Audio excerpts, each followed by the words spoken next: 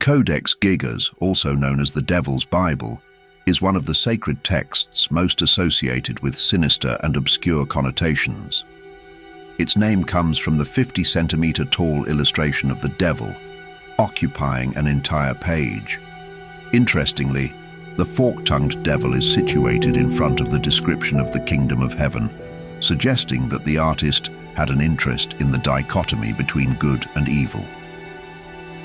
Famous for its imposing size and intricate illustrations, the Codex Gigas is a 13th century manuscript from Bohemia, now part of the Czech Republic. Codex Gigas literally means giant book, and it holds the title of the largest surviving medieval illustrated manuscript, measuring 92 centimeters in length and about 22 centimeters in thickness. Bound in leather and metal, its pages display incredible details and precision. In addition to the complete Latin Bible, the manuscript contains various historical and religious texts, and, disturbingly, instructions for exorcism rituals and magical formulas. The Codex is said to have been created with the intention of storing all the world's knowledge in a single book, and some of its contents intrigue historians to this day. While its consistency and uniformity suggest the work of a single scribe, historians believe it was probably created over a very long period. Reproducing the texts alone, without the intricate illustrations, would take over 25 years of continuous writing if done by a single man, as suggested by the signature. More fascinating than the size of the book is the dark legend surrounding its creator. It is said that the scribe was a monk who had broken his vows and, therefore, was condemned to be walled in while still alive, a punishment known as immurement. Fearing his punishment, the monk vowed to create a text that would encapsulate all human knowledge within the span of a single night. As midnight approached and the monk realized he could not complete his task alone, he invoked Lucifer and traded his soul for the completion of the manuscript. The monk incorporated the famous devil illustration as a gesture of gratitude, and by morning, his life was spared. Another fascinating legend related to the Codex attempts to explain why 10 pages are mysteriously missing. The curse of the Codex Gigas, as the story is known, describes how the book was sold by the monastery in difficult times and ended up in the hands of the Roman emperor. His fascination grew, turning into paranoia, which resulted in his deposition by his own family. The book ended up in Stockholm, in the Royal Library, where in 1697 a wildfire broke out. The librarian ordered the books to be thrown from the windows to protect them, and it was during the fall from the library window that 10 pages detached from the Codex. However, historians and scholars suggest that the pages were intentionally torn out and may still exist in a private collection. The Codex Gigas now resides in the National Library of Sweden, and experts hope that one day it will be reunited with the lost pages. Between 1558 and 1570, a man named John Dee was responsible for advising Queen Elizabeth I of England. His methods involved an unusual combination of science, mathematics, astrology, and divination. John Dee's eccentricities developed over time, and he became fascinated with the occult, even attempting to communicate with angels through spirit mediums. He also began collecting mystical artifacts such as crystals, relics, and mirrors. One of these artifacts was the famous obsidian mirror, a form of spiritual mirror made of highly polished volcanic glass. In many cultures around the world, spiritual mirrors are believed to be a way to communicate with the spiritual realm. In his efforts to summon images of angels in the mirror, John Dee worked with a medium and scryer named Edward Kelly, who claimed to be able to see spirits and transmute base metals into gold. The duo conducted numerous sessions using the item, many of which were documented. However, the true origins of this artifact remained unknown for many years, and no one knew for sure how John Dee acquired it.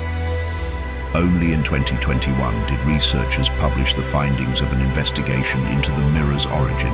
By analyzing the chemical composition of the mirror with X-rays, they determined that it originated from Mexico and was closely related to two other known Aztec spiritual mirrors.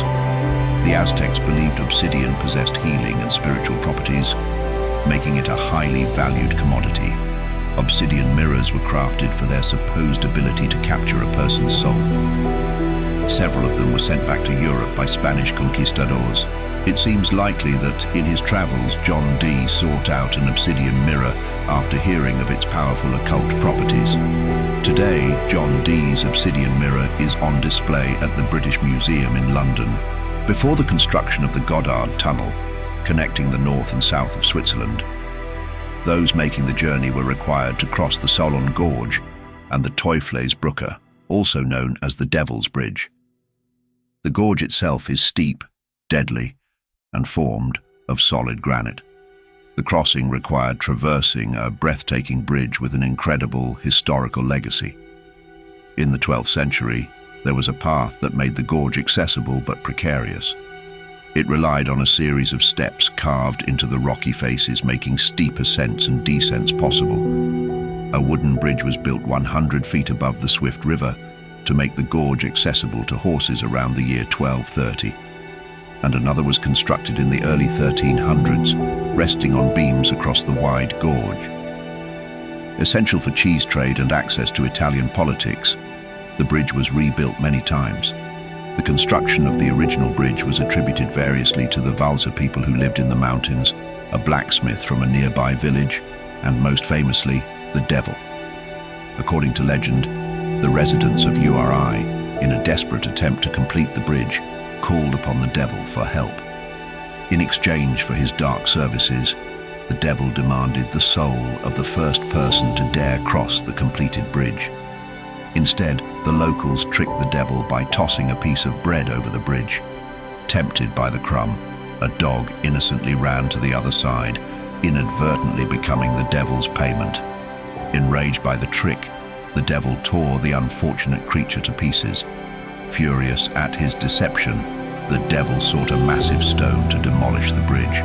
But while on this destructive mission, he crossed paths with a man of faith. This holy man rebuked the devil, causing him to drop the stone, thus sparing the bridge. The bridge has been rebuilt many times since and was the site of a crucial battle during the Napoleonic Wars, where it was sabotaged to prevent armies from crossing. Later, it would be immortalized in a painting by J.M.W. Turner. We still don't know who built the original Devil's Bridge, but nearby, there is a large stone known to all as the Devil's Stone Idol. Discovered over 100 years ago and carved more than 12,000 years before that, the Shigir idol is the oldest known wooden sculpture.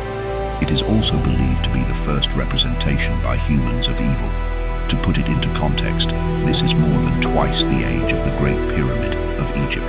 The idol, found by gold miners at a depth of 4 meters in a Russian swamp, was extracted in 10 fragments and recomposed to create a sculpture that was almost 3 meters tall. However, a later reconstruction in 1914 proposed an alternative configuration of the fragments, reaching a height of 5.3 meters. By the mid-20th century, some fragments had disappeared and only drawings of them remain. The Shigir idol was carved from a large tree that was 159 years old when it was cut down, sometime near the end of the last ice age, as Eurasia began to warm. The top of the Shigir idol features a human head and face, and the body of the sculpture is adorned with geometric patterns, as well as 8 additional faces and several hands, giving the piece a totemic appearance. The expression used by the main face has been interpreted in different ways. For some, it is singing, but for others, it seems to be screaming in anger or agony. However, most agree that the entity it represents is malevolent. Some historians have proposed that the idol contains a hidden narrative telling the creation story that its carver believed. Others have suggested that the patterns on its surface may function as a navigation map, or that the idol originally served as a danger sign, warning whoever found it not to enter a certain area. As fascinating as the idol itself are the implications of such an ancient piece of ritual art. The discovery of the idol and its age, far predating any comparable known piece, has completely changed the way historians view the history of art. The Devil's Footprints, embedded in hardened volcanic rock. These mysterious human footprints suddenly appeared on the slopes of the Rocco Monfina volcano in Italy in the late 18th century. A torrential rain had destroyed tons of volcanic rock, generating a catastrophic wave of water and ash that advanced through the valley near the village of Torre El Piccioli, destroying a local mill. The devastation seemed apocalyptic in scale, as if ripped straight from the pages of the Bible. The villagers, in a state of reverence and disbelief, stumbled upon a trail of footprints leading away from the heart of the volcano. The conclusion was startling and chilling. Only the devil himself could forge such a path. Who else would dare to step on the fiery lava or leave such unmistakable impressions on the hardened face of solid rock? Even though there are 3 distinct trails of footprints, along with some hand impressions, the devil's footprints were genuinely believed by many to be Satan's mark on the surface of the earth. This remained the prominent explanation until 2002, when archaeologists examined the footprints and dated them as being made by a bipedal hominid about 350,000 years ago, making them the oldest hominid footprints known outside of Africa at the time. The 3 individuals who made these footprints are believed to be ancestors of Neanderthals, standing just over 5 feet tall and likely fleeing the volcano. It seems the trails remain as the 3 hominids attempted to escape an eruption, and the ensuing volcanic ash served to preserve their hurried footprints. Their zigzagging path suggests they employed a dangerous descent method down the steep slope, using their hands for support when necessary. Due to the size of the footprints, it has also been suggested that the individuals could have been children. A researcher from the University of Padua stated, "These footprints provide us with a unique insight into the activities of some of the earliest known Europeans, and it is reasonable to infer that these humans truly witnessed the eruption. However, we cannot deduce whether they managed to escape the resulting lava flow." The reason for being at the mouth of a volcano will always remain a mystery, but humanity's innate curiosity seems as plausible an explanation as any. Are you ready to unravel the secrets of the past? Subscribe now to the Teoria X channel and embark on a journey to discover the most mysterious and inspiring mysteries of ancient times. Leave a comment if there's any ancient mystery you'd like us to explore in future videos.